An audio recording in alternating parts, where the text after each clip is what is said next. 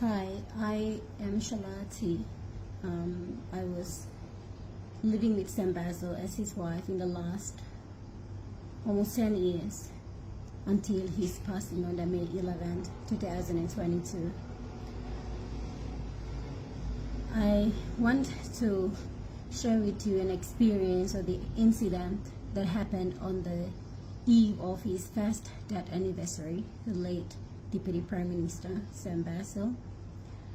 On the eve of his death anniversary, my son and I hosted a little but significant gathering at our residence at DCA 7 waterfront in front of our shop, 710 Trading.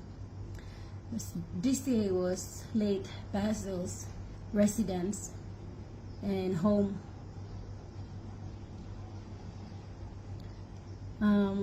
So I called Sam's uncle Banbis and I said, during the death of our father, he was with my son and I until his passing and his last leg of journey. And during his state funeral, we were deprived with so many things by his other elder siblings. And at the same time, his former wife, the Tahitian woman, came on board, who is currently married to a Fijian guy and been living with other various men leading up to late Sam's passing. And it was sort of disrespectful in the sense that you bring yourself to stand before the state funeral of the very man that you walked out of in 2017.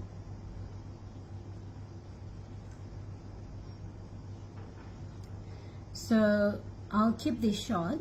We were deprived with so many things, even seating arrangement for his state funeral at the Parliament House, at Sir John Guy Stadium, and here in Leh at the Seignas Yuskilage Stadium. Also, the burial of our father. My son and I were deprived the rights to go and witness his burial. It was only right if the elder children and the current member would have extended an invite.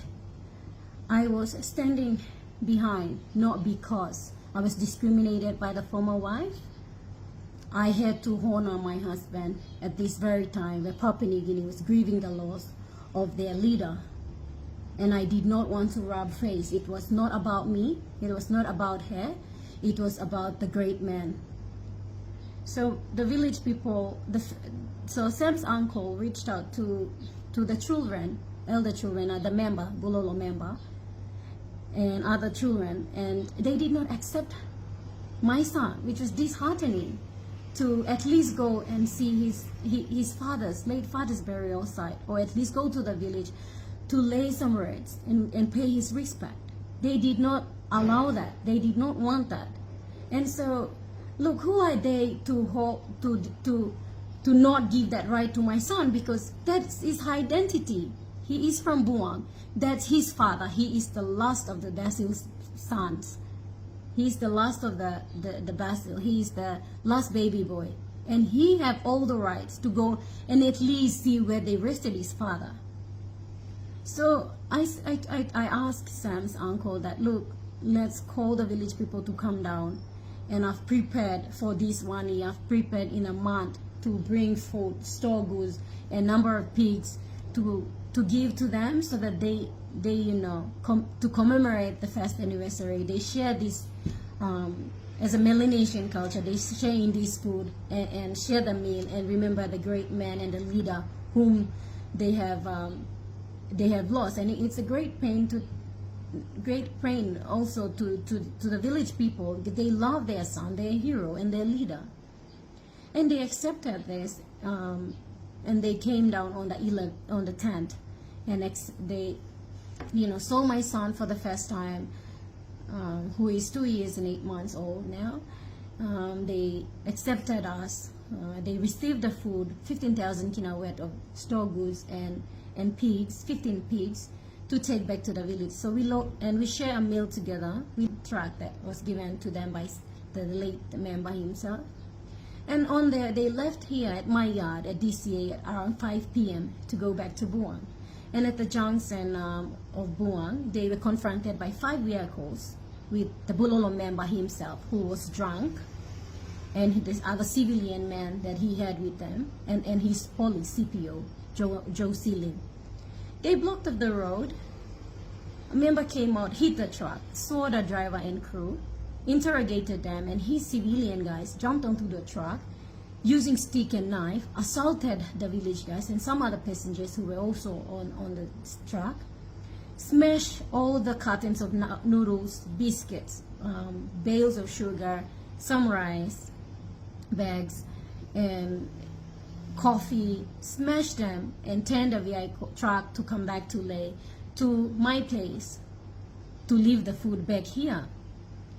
And on the way they got blocked by another 5-door with security company personnel in tactical uniforms, interrogated them, swore them, and threatened to kill them. Luckily, an open back Land Cruiser came and came into the scene and saved these guys and brought them to lay. Only the driver and crew and the 2 elder men. The rest of the boys, they jumped off the vehicle because they were scared. They are village boys, they're scared of what was going on. And they jumped into the bush in the night, around 8-9 o'clock. The truck turned up at my place at 11 o'clock in the night, and I called Post Courier, Franco Nebas, to come down here and get the story, because it is highly sensitive of a leader and his actions were uncalled for. I called Franco Nebas, came here, he did the recording, got some pictures, interviewed the village elders and the driver and the crew, and then he left. He said he will publish the news on a Monday. And the truck, my employees took the truck, and the driver and crew took Lay police station and laid a formal complaint. Until now, Post Courier have yet to publish the news. I followed up with them, and I was told that they are waiting for the Matsub, police Matsub, to release the statement before they're going to publish. Now, I've been doing a follow-up. It's been 2 weeks now. It's going to 2 weeks now, and these news have yet to come out. I want the news to come out because it is uncalled for a person in here